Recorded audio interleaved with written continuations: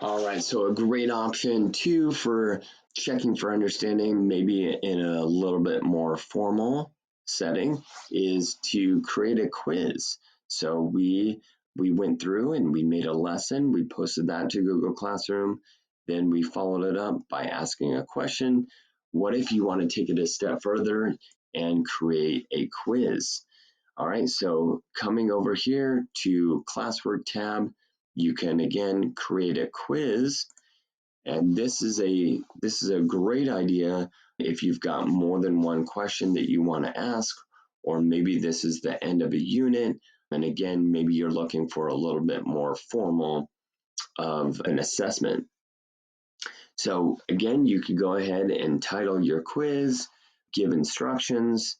You can add material. So let's say that you had not yet posted your lesson. Here you could just go ahead and you could upload your lesson. That way it's kind of in one chunk. You've got your quiz and your lesson for your students right there. Maybe there's a video on YouTube that you want your students to watch in order to complete this quiz. So now you've got the kind of the beginnings of your quiz, just like everything else over here on the right hand side. You can change all of this for your students. And then when you're ready, you can go ahead and you can open up your blank quiz. And here's where you can build your quiz on whatever your lesson is. So for us, this is our striking quiz. All right, and then we can go ahead and start asking our questions. And again, you can make this a whole bunch. You can make it a short answer, multiple choice. It's, you know, there's a lot of options here. You've got a lot of tools. I think the best thing that you can do is keep it simple for students. Yes, and again, depending on what level you teach at, you can really explode on this and really expand. But especially for elementary students, keep things simple. Keep your words simple. Try and keep your questions limited in the word count. So keep things as kind of straightforward and as simple as possible. But over here, you know, you've got your add questions, importing questions. You can add your title, add pictures, again, add video. All right. So there are a lot of features here. So you could add your question, and then it also gives you the ability to make sure that you put in your answer.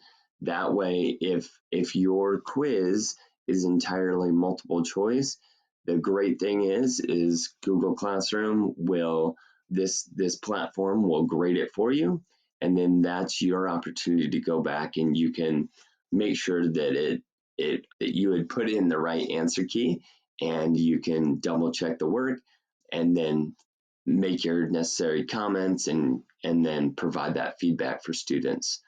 So creating a quiz, it's a great idea. Again, I would probably recommend maybe 3 to 5 questions at the most for elementary students.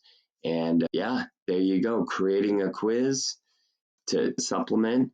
Now, just to finalize things, and one more point for you is creating a quiz is a great idea for asynchronous work, but it's also relevant for synchronous. So again, one of the major components of this kind of handbook is how we can continue to grow as professionals.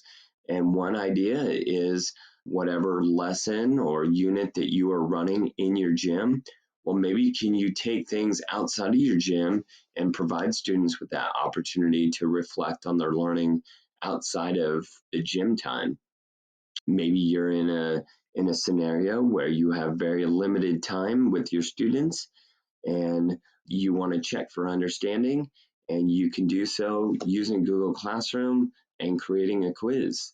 I highly recommend you explore the possibilities of creating quizzes.